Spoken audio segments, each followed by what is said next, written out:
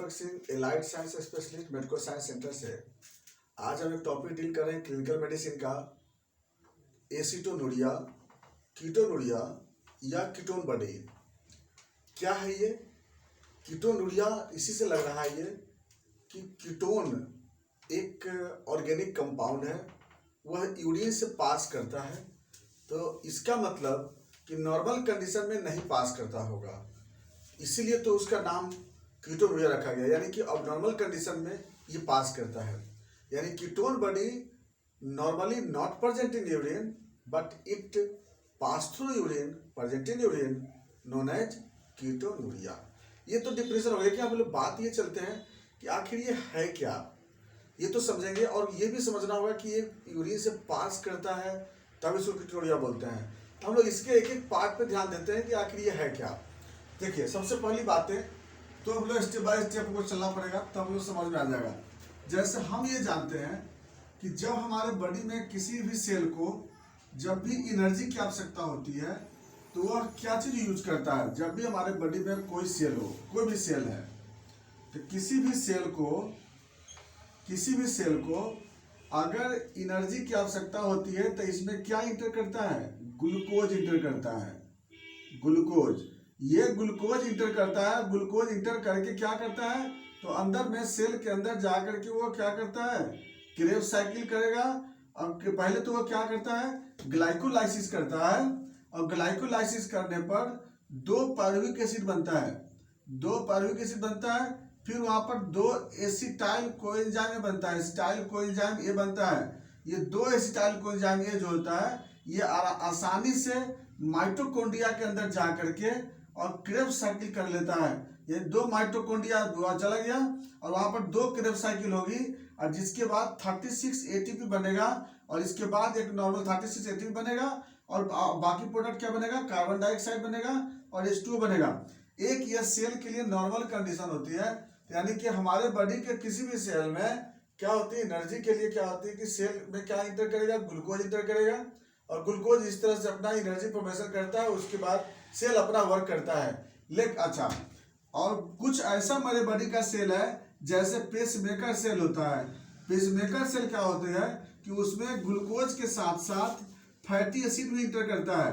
तो ग्लूकोज क्या करता है कि एक ग्लूकोज मॉलिक्यूल जब 2 एसिटाइल कोएंजाइम ए का फॉर्मेशन करेगा, 2 एसिटाइल कोएंजाइम, और इसका मतलब ये 2 क्रेब साइकिल करेगा।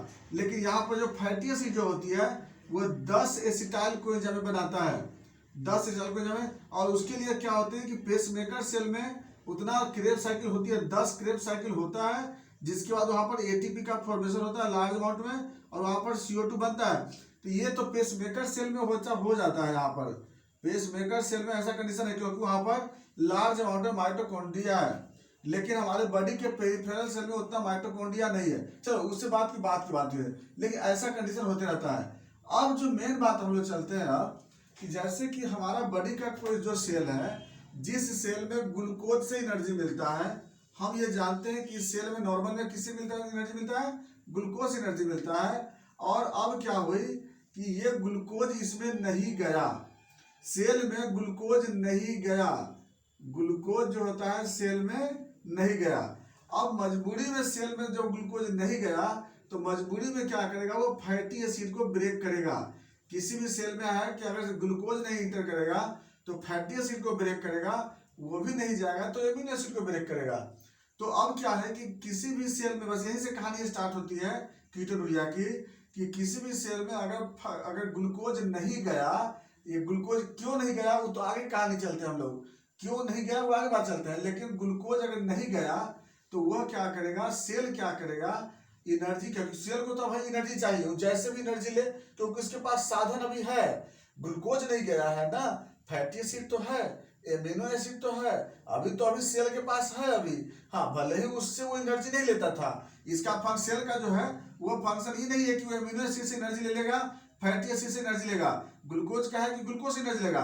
जैसे मेरे पास जो भी कोई सामान हो या कुछ भी है तो सबका यूटिलाइजेशन का अलग अलग बना हुआ है कि जो गहना है या जेवर लेते हैं उसका अलग फंक्शन है, या घर का कोई मेन सामान पैसा जो है उसका अलग फंक्शन है। सबका अलग अलग यूटिलाइजेशन होती है। तो फैटी एसिड है उसका अलग फंक्शन है, एमिनो एसिड का अलग है, सबका अलग है, लेकिन एनर्जी देने के लिए अलग है। लेकिन अगर नहीं रहेगा मेरे पास अगर पैसा, तो हम तो उसको यूटिलाइज करेंगे ही ना। हाँ, उसके लिए बाई प्रोडक्ट में जो बनेगा वो अलग वो देखा जाएगा बाद में, लेकिन हमें पहले सेल को क्या चाहिए, पहले एनर्जी चाहिए। तो सेल क्या करेगा, जब सेल में ग्लूकोज नहीं जाएगा तो मजबूरी में क्या करेगा, सेल फैटी एसिड को ब्रेक करेगा। अब फैटी एसिड को जब ब्रेक करेगा तो उसकी वजह से क्या बन जाएगा, वहां पर 10 एसिटाइल कोएंजाइम बनेगा, जिसके बारे में बताया था आपको, जो वहां पेसमेकर सेल में होता है। अब दूसरे सेल में बाकी जो सेल है उसमें उतना ज्यादा माइटोकॉन्ड्रिया यूटिलाइज नहीं कर पाती है, उतना ज्यादा क्रेब्स साइकिल नहीं हो पाता है। यहाँ पर एसिटाइल कोएंजाइम ज्यादा बन गया है, यूज यहाँ पर मात्र 2 की है, यहाँ पर 2 एसिटाइल कोएंजाइम की जरूरत है, अब बन गया यहाँ पर 10 को, एक्स्ट्रा बचेगी यहाँ पर 8 एसिटाइल कोएंजाइम है, 8 एसिटाइल कोएंजाइम यहाँ पे बनेगी। यह क्या होगा कि यह कंडेंसेशन होगी। अब कंडेंसेशन होने के बाद ये बन जाएगा एसीटो एसीटेट, एसीटो एसीटेट बन जाएगा। ध्यान दीजिए गौर से, क्या बनेगा, ये बनेगा एसीटो एसीटेट, यह बनेगा एसीटो एसीटेट बन जाएगा। और उसके बाद ये भी एक कीटोन बॉडी का फॉर्म है, कीटोन का फॉर्म ये भी है। उसके बाद बन जाएगा फिर alpha keto butyric acid, butyric acid बन जाएगा, ये भी एक बन जाएगा कीटोन बॉडी, कीटोन बॉडी का एक फॉर्म है। और फिर यही फर्दर जो है डीकार्बोक्सिलेशन होकर के बन जाएगा CH3CO CH3, यह बनता है एसीटोन या कीटोन। मेन ट्रू कीटोन इसी को बोलते हैं। तो ट्रू कीटोन होता है एसीटोन और यहाँ पर एसीटो एसीटेट, और अल्फा कीटोन ब्यूटारिक एसिड ये ट्रू कीटोन नहीं होते हैं, लेकिन खैर वो तो बात की बात है। तो अब जो है जब किसी कारण से, अगेन रिपीट करते हैं, जब किसी कारण से मेरे बॉडी के सेल में अगर ग्लूकोज नहीं गया तो मजबूरी में वो क्या करेगा, फैटी एसिड को ब्रेक करके, और क्या करेगा वो इस तरह से क्या करेगा, फैटी एसिड को तोड़ेगा एनर्जी के लिए। लेकिन क्या होगी, एनर्जी तो मिल गया सेल को, एनर्जी तो मिल गया, लेकिन क्या हुई, बाई प्रोडक्ट में क्या बन गई, एक्स्ट्रा एसिटाइल कोएंजाइम बन गया, वो कीटोन बॉडी बन जाएगा। और वो कीटोन बॉडी क्या हो जाएगी, बॉडी में बन गया। अब ये ब्लड में आ जाएगा। अब ब्लड के बाद क्या होगी, ये यूरिन से पास करेगा, यूरिन से पास करेगा, और इसी को बोलेंगे क्या हम लोग, कीटोनुरिया। तो ये तो हम लोग समझ में आ गया कि कीटोनुरिया किसको बोलेंगे। अब आपको बाद में समझ में आ गया, नॉर्मल सेल ग्लूकोज का यूज करता है एनर्जी के लिए, पेसमेकर सेल दोनों यूज करता है। अगर मान लीजिए नॉर्मल सेल को अगर ग्लूकोज की कमी हो जाएगी तो उस कंडीशन में क्या करेगा, वो फैट से क्या करेगा, अपना एनर्जी लेगा।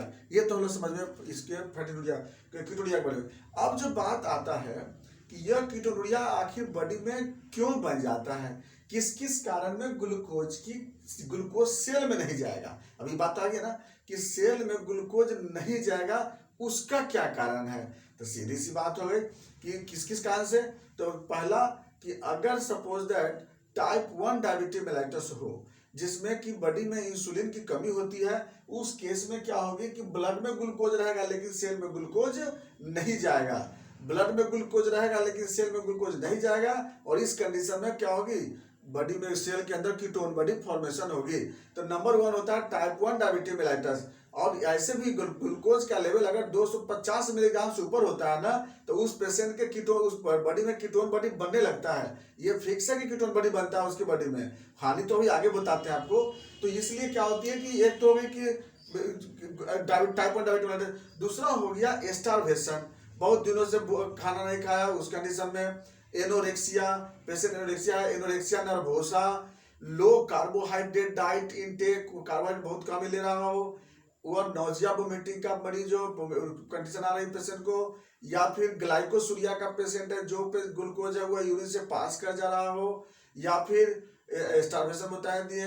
उसके बाद अगर हाइपोग्लाइसेमिया का केस हो गया, उसके बाद ग्लाइकोजन स्टोरेज डिफेक्ट डिजीज है, तो ये सब ऐसे कारण है। अच्छा, प्रेगनेंसी के केस में हाइपरमेसिस ग्रेविडियम, उसमें भी ऐसा कंडीशन हो सकता है।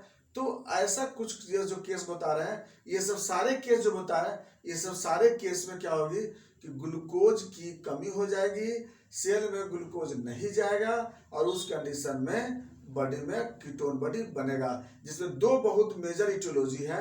एक है डायबिटीज मेलाइटस जिसमें टाइप 1 मोस्ट कॉमन है, दूसरा है स्टारवेशन। ये 2 बहुत मोस्ट कॉमन इटियोलॉजी में आता है। बाकी तो इटियोलॉजी इसी से रिलेटेड है सब, हाइपोग्लाइसेमिया, रिनल ग्लाइकोसूरिया, सब इसी से रिलेटेड धीरे धीरे आ जाता है इसमें। लेकिन ऐसा इसका केस भी आता है जिसके कारण कीटोन बॉडी में प्रेजेंट होता है, वो डेवलप हो जाता है। ये तो बात समझ में आ गई। अब जो बात आते हैं इसका कि इससे दिक्कत क्या होगी बॉडी में, तो कीटोन बॉडी चाहे डायबिटीज मेलाइटस की हो या फिर स्टार्वेशन में, कीटोन बॉडी बना तो कीटोन जो होता है वह एक एसिडिक मीडियम है, एसिडिक मीडियम है, एसिडिक सब्सटेंस है, एसिडिक केमिकल है। इसके कारण क्या हो जाएगी, ब्लड एसिडिक हो जाएगी। ब्लड एसिडिक होगी तो उस कंडीशन को बोलते हैं एसिडोसिस कहते हैं। तो पहला केस तो हो गया कि ब्लड एसिडिक हो जाएगी।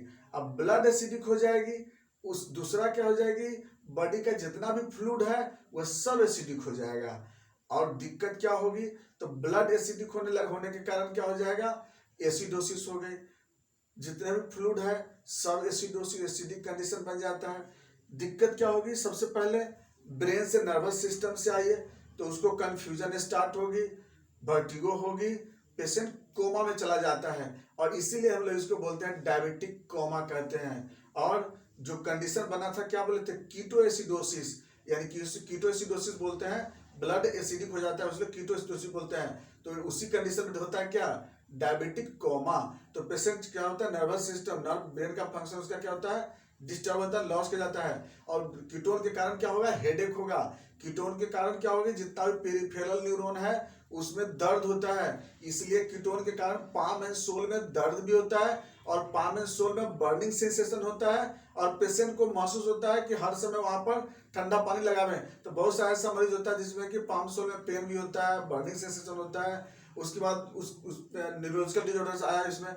इसके बाद सेकेंड जो आता है पेशेंट में कि उसको फ्रूटी जैसा स्मेल आता है, फ्रूटी जैसा टेस्ट सेंसेशन होगी, उसको लगता है फ्रूट जैसा उसका सेंसेशन होती है। जैसे नेल पॉलिश का जो ये होता है ना, उसका जैसा उसको स्मेल महसूस होता है। उसके पेशेंट को हर समय उसको प्यास लगते रहेगा, ट्रंक ड्राई होते रहेगा कीटोन के कारण, एसीटोन के कारण, ये भी पेशेंट में सिम्टम आता है। उसके बाद फिर नेक्स्ट सिम्टम क्या होगी, थ्रोट में एनी टाइम ड्राइनेस महसूस होता है।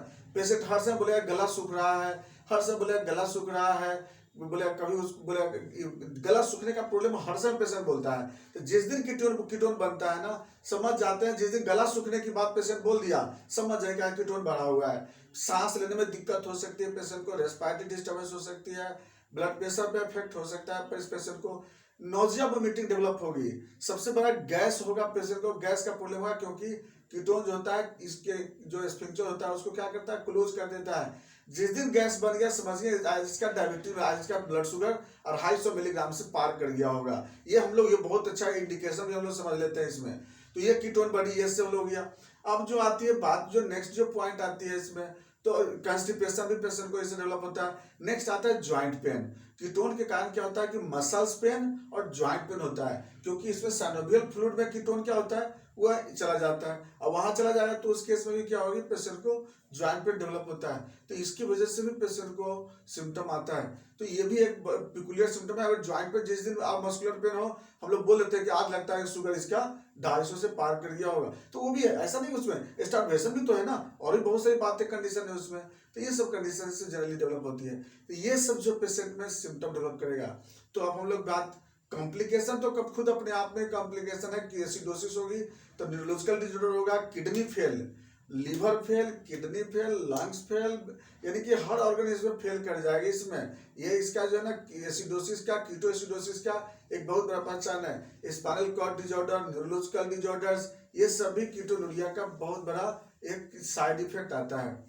तो यह हम लोग बात चले हम लोग अगर इन्वेस्टिगेशन करने से कि पता लगा ले कि हाँ कैसे किस वजह से कीटोनुरिया आता है, तो सबसे पहला हम लोग आरई ऑफ यूरिन कराएंगे। तो आरई ऑफ यूरिन में क्या मिल जाएगी, कीटोन बॉडी प्रेजेंट मिल जाएगी, आराम से कीटोन बॉडी मिलता है उसमें।